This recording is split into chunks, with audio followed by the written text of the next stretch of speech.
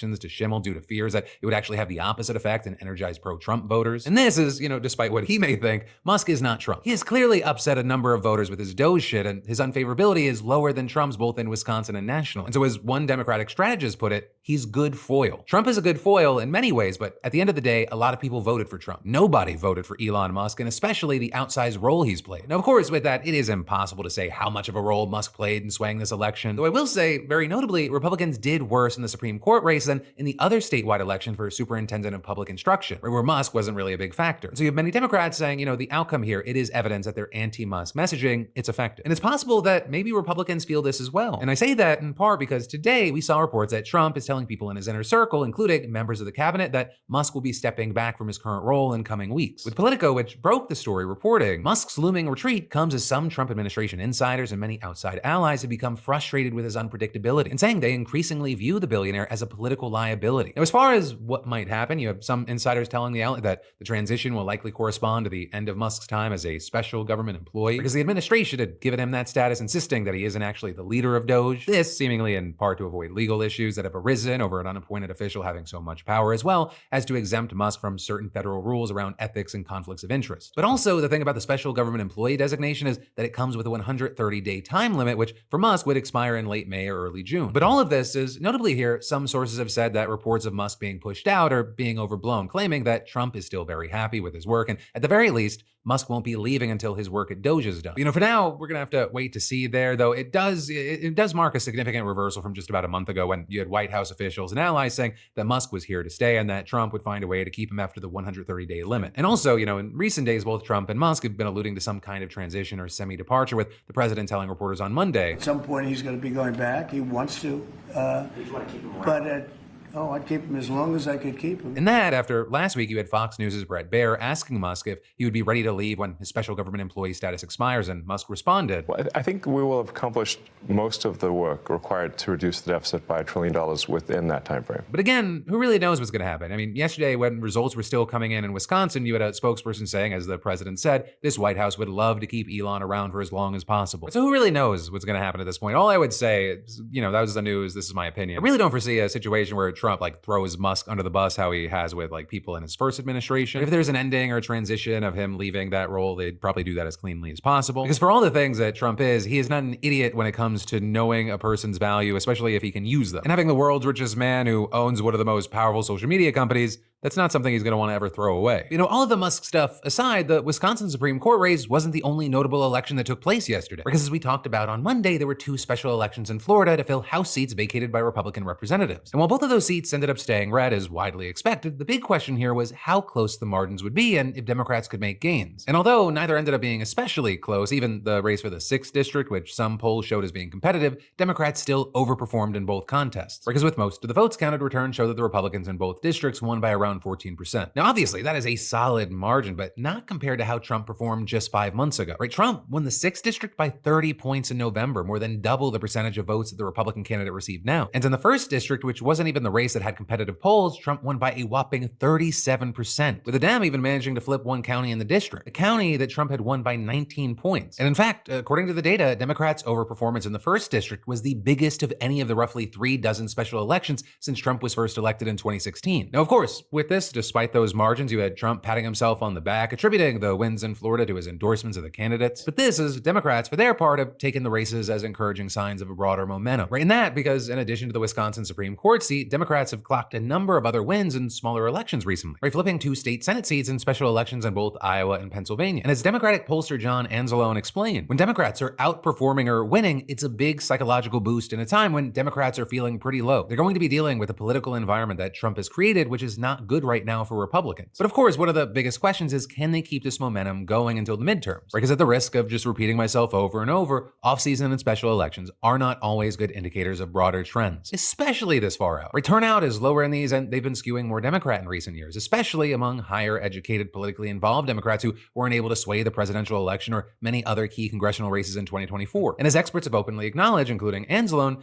Dems are good at capitalizing on anger, but that is also more of a defensive position. It's not a substitute for economic focus, messages, or other more affirmative efforts to connect to working class Americans. With them adding, any time that we've been winning is because they've been losing. Republicans screwing up is not a Democratic strategy. But for now, we'll have to wait to see how this plays out. And of course, in the meantime, I would love to know your thoughts in those comments down below. Because as I always say, especially for the newbies, yes, this is a news show, but I also want it to be a conversation. So let me know your opinions, your reactions, your reasoning, and you might even be included in tomorrow's show. But then, next up today, we gotta talk about Trump's so-called Liberation Day tariffs. Right, because at 4 p.m. Eastern today, he took to the Rose Garden to say that for decades our country's been looted, pillaged, and raped by both friend and foe alike, with him saying oftentimes friend is actually worse than foe, and then with that announcing reciprocal tariffs, calling it a declaration of economic independence, and among other things claiming this will bring jobs and factories back into our country. He then announced that a 25% tariff on all foreign-made automobiles will go into effect at midnight. Trump also went on to talk about tariffs on certain things like motorcycles with specific countries, but then Trump saying of the reciprocal tariffs that there's actually some math involved, that they're not direct one-to-ones. And with that, he whipped out this big handy-dandy chart. And you can pause to see what every single one of those are. You know, there was a huge range on display. So for China, he had it at 67%, to our reciprocal tariffs of 34%, the European Union 39%, to our reciprocal 20%, with Trump then going on to announce a minimum baseline tariff of 10%. And then in general regarding his reciprocal tariffs, saying, you know, these are not one-to-one, that these are kind reciprocal. And then saying if you want your tariffs to be zero, then make your product here. And this is always saying to the other leaders of countries who might be calling to say, hey, can we get an exemption, that they should drop their tariffs, their barriers, saying that they manipulate their currency. But, you know, for now, we're gonna have to wait to see what happens. And I mean that on several fronts, because this announcement happened just as we were uploading today's show. So, you know, it's gonna be interesting to see what is the reaction online, what is the reaction from world leaders, what are the reactions from the markets. And so, you know, in the meantime, from today's show and tomorrow's show, I gotta pass the question off to you. What are your thoughts here? What's your reaction to the news today, and how do you think this is gonna play out? And then I've got more big news for you in just a moment. But first, you know, today is huge for Nintendo Switch lovers out there like myself. You know, the long-awaited launch date for Switch 2?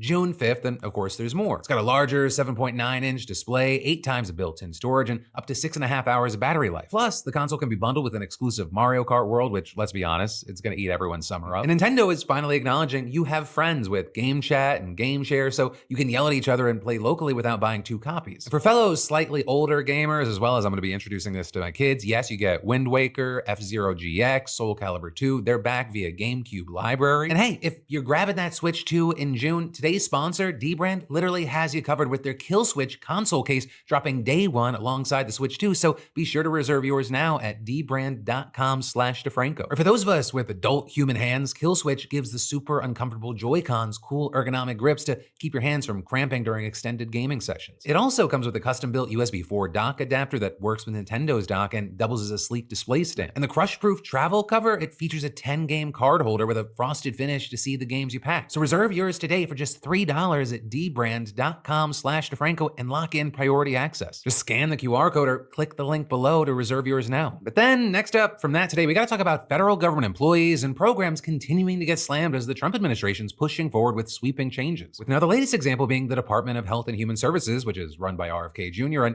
roughly 10,000 workers were laid off yesterday across its various agencies and programs. Or with some programs like the Administration for Community Living seemingly having all of their staff fired after they were turned away when they tried to show up to work yesterday. And that program, it helps run senior living centers and also runs the Meals on Wheels program, which is credited with giving 216 million meals a year to the disabled and elderly. With the former head of that group under the Biden administration, Allison Barkoff, telling outlets, the programs that ACL implements improve the lives of literally tens of millions of older adults, people with disabilities, and their families and caregivers. There's no way to have these layoffs and not impact the programs and the people who rely on them. And of course, this is other programs run by the HHS have also effectively been gutted, where the Division of Energy Assistance reportedly had its entire staff laid off, meaning that programs like LIHEAP, which helps 5.9 million low-income families pay for heat and cooling bills, they're left in complete limbo. And it's not like the money can just be clawed back either. For that program I just mentioned, Congress handed them $4.1 billion. And legally, that money is supposed to be spent on that program, except now there's no one at the program to use the money. It's being reported that it's unclear what's gonna happen there. And with that, in an announcement last week, the department said that many of those roles would instead be taken over by the HHS itself, but how that will actually function, it's unclear. Also, we saw other major agencies under RFK Jr.'s leadership being axed, where you had top administrators at the office that oversees the FDA's tobacco response getting fired. fired. And this is while traditional tobacco has been on its back foot, the agency was forced to grow recently in response to the rise of vaping, which has been the focus of tons of lawsuits from the feds. And so it's feared here that the cut could heavily undermine those efforts. Additionally, 130 of the leaders at the FDA's Center for Veterinary Medicine were fired, with those people being veterinarians researching how to best respond to bird flu, which is something, of course, that the United States has been grappling with for a while now. But it's one of the big reasons eggs have been so expensive, as we've had to keep culling chicken population. And that, of course, in addition to the risk of bird flu potentially jumping to humans on rare occasions. So even if it's rare, it's dangerous because it could be the first step to possibly becoming the next pandemic. And on top of that, they've also issued recalls on a